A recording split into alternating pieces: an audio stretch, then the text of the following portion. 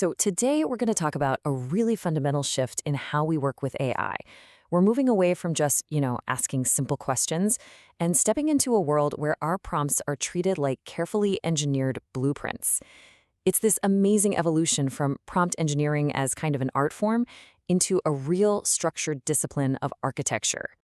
To really get our heads around this, let's start with this analogy right here. I want you to think about prompting an AI as if you're giving instructions to a new intern. Now, this intern is brilliant. They have access to basically all of human knowledge.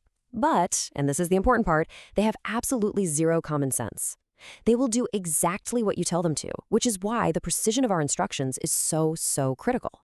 We're going to break this down into 3 simple chapters. First, we'll cover the core concept, the big idea. Then, we'll walk through a real-world example to see it in action. And finally, we'll wrap up with the key takeaways you can start using right away. All right, let's dive right into our first chapter, the concept.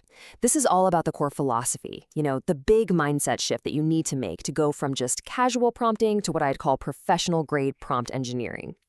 If there's one idea you take away from this, let it be this one. Prompting is programming in natural language. What does that mean?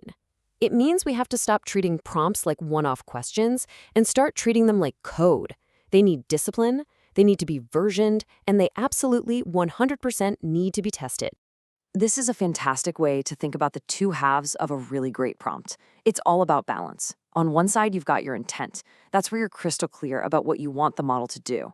And on the other side, you have constraints. These are the guardrails. This is where you define what the model shouldn't do, whether that's avoiding certain tones, sticking to a specific format, or steering clear of unsafe content.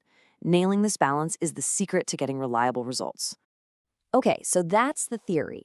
Now for Chapter 2, the example.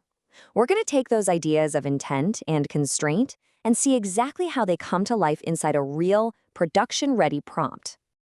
So, modern AI systems use this really cool layered approach, kind of like a chain of command. At the very top, you have the system prompt. This is what sets the overall rules and the AI's persona. And as you can see, it's the stickiest layer. It has the most influence over everything that happens after.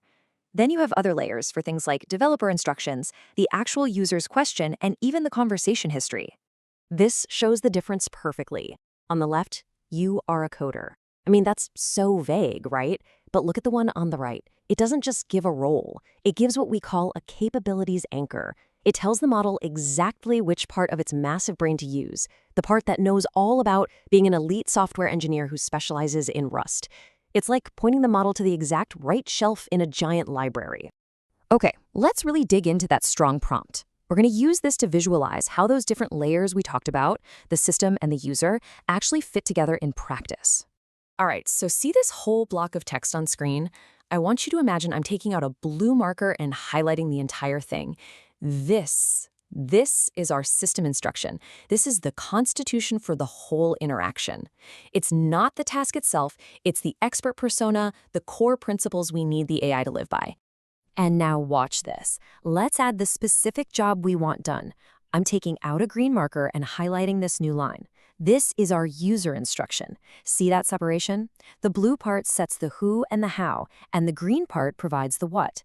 This clear division is so important because it lets you change the task over and over without having to rewrite that expert persona every single time. It's efficient and it's robust. And that brings us to our final chapter, the takeaway. This is where we pull it all together into a few really powerful, actionable strategies that you can use to make your own prompts way more effective. First up, a classic dilemma, zero shot versus few shot. Zero shot is when you give the model 0 examples. It's fast, it's cheap, it's low latency. Few shot is when you give it a couple of examples of what you want. It's a bit slower and costs more, but it gives you much better accuracy, especially for specific formats. So which one do you use? Well, for the big, powerful models, a zero-shot prompt is often good enough.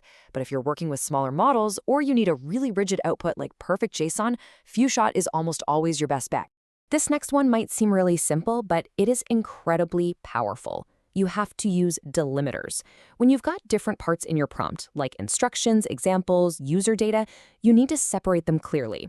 Using things like XML tags or even just simple triple quotes helps the model understand, okay, this part is an instruction and this other part is the data I need to work on. It makes a huge difference. You've probably heard of the magic phrase, think step by step. And you know what? It was a great starting point. But today, the state of the art has moved on to something much more structured. We've evolved from that simple suggestion to something called a programmatic chain of thought. So instead of just hoping the model figures out the steps, we give it the exact recipe to follow. Look at this example here. We're not just asking for an answer, we are laying out the entire reasoning path we want it to take. This forces a much more deterministic process, and that leads to outputs that are way more reliable, predictable, and frankly, easier to debug when something goes wrong. So if you remember nothing else, remember this. Your system prompt isn't just a friendly intro. It's the Constitution. It's the foundational document that sets all the rules, defines the boundaries, and governs every single response that follows. It is, without a doubt, the most important part of your entire prompt architecture. And that really just leaves us with one final thought to chew on. If the system prompt truly is the constitution for your AI, if it defines its identity, its rules, its entire purpose, then the only question left is how are you going to write yours?